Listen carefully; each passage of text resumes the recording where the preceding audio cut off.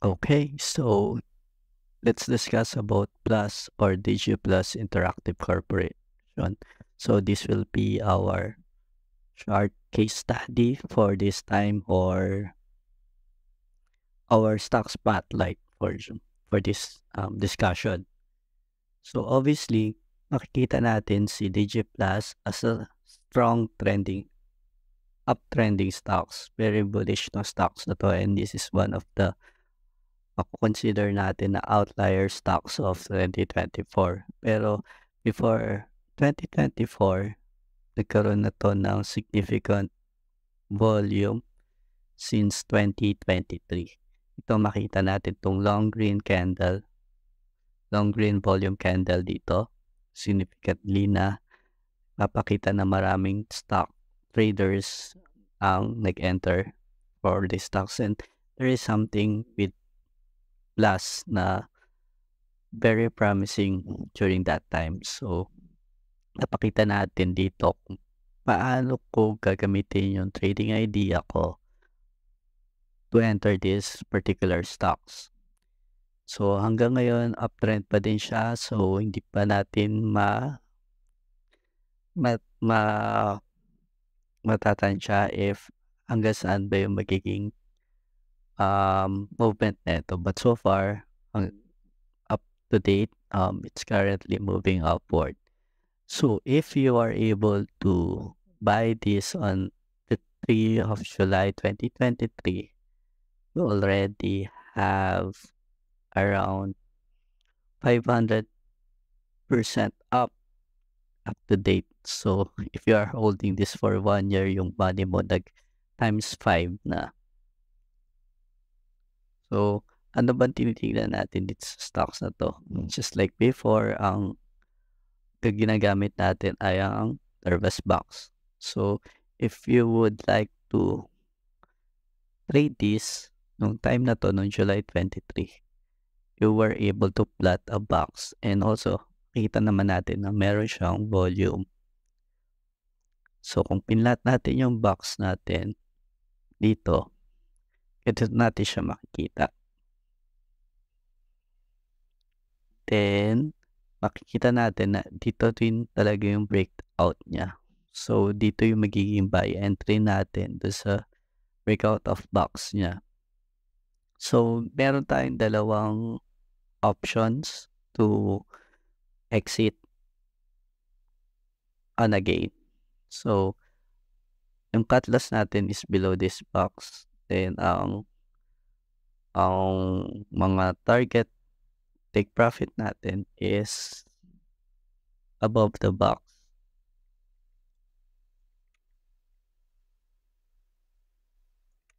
So, pwede dito natin mag-out ka na or gagawin mo yung target price or hanggat hindi na break yung trend. So, if 1:1 na target ng box, you will already able to gain 36%. 36% mataas na to. So,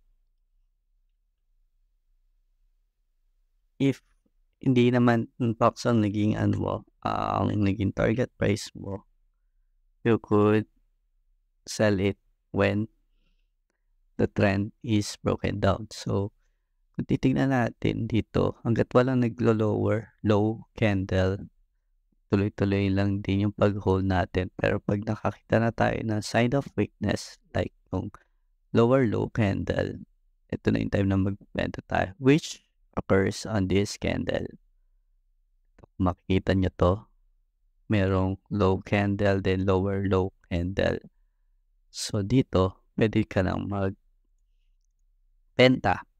if you are, kasi ang idea dito dun sa lower low candle is meron na siyang potentially magkakaroon siya ng breakdown. So, para ma-secure mo na yung profits mo, you should be able to go out or sell these stocks during that time. And kung titignan natin actually, 70% na rin. Almost 70% na rin to, and not bad, di ba? You already gained for it. Then meron pa isa tayong mapapansin dito. Itong lower low and nag-close naman siya dito sa third candle dito. 1, 2, 3. Itong third candle na 'to ng green candle. So, ang ganitong pattern usually, it's a sign of continuation of uptrend. And if ganito ka nagte-trade, you're already gain. Kung hawak mo pa din 'to, stocks na 'to, probably ang exit na puwede mong gawin diyan is 'pag nag-breakout yung lower low candles. So, on these scenarios, potentially puwede ka na mag-exit dito kung mag-take ng profit. So, that's around 10%. Pero kung makikita natin 'to, nagtuloy-tuloy lang siya. Hindi niya actually na-break yung support dito, eh. Kasi nag-ano lang siya, up and down lang siya. Nag-i-support yung area net. So, kung trade mo siya on this time, puwedeng ito yung magiging box mo yan. So, maghihintay ka lang ng breakout. So, dito nagkaroon siya ng breakout. So, potentially puwede ka na nakabili dito sa area na 'to. Then gano'n din yung exit mo 'pag nagkaroon ng lower low candle, which is on this point dito.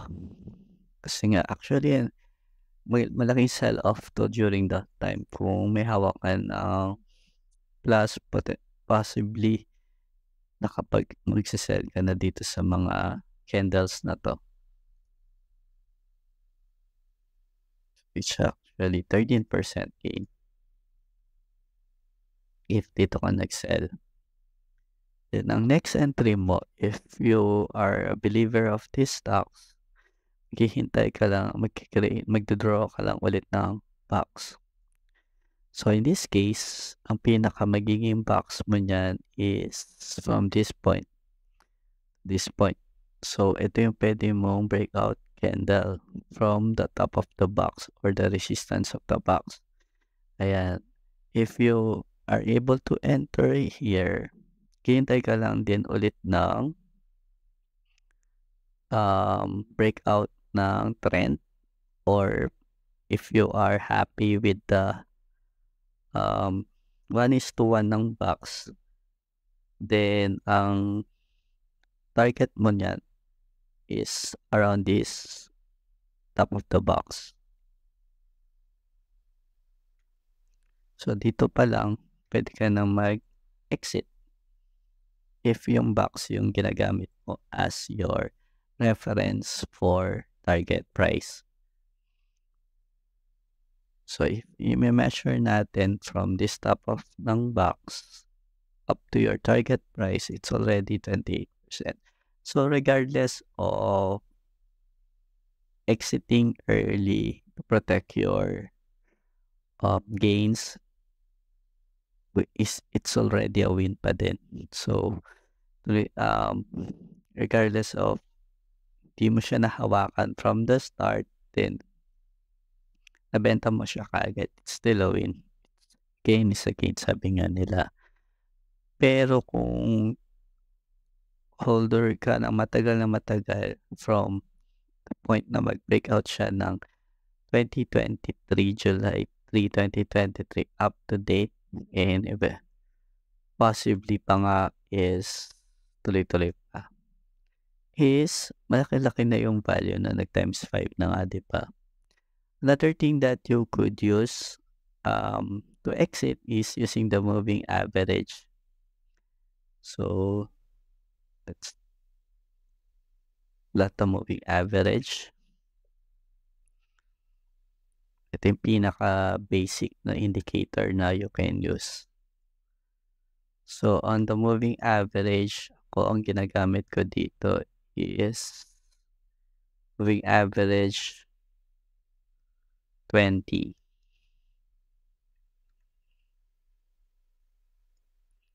So, yes, ang ginagamit kong moving average would be 20 is from the breakout entry ko from July 2023. Mag-e-exit lang ako 'pag tinamaan na niya yung moving average 20, which in this case hindi niya pa nabe-break. So, hangga't hindi pa nabe-break yung moving average, iho-hold lang natin siya. Puwede mo rin gamitin yung moving average as your buying indicator. So, like in this case, every time na mag-be-break out siya from the bottom ng moving average, you will um, buy these stocks. Like in this case, nung May 15, 2023, meron siyang buy signal.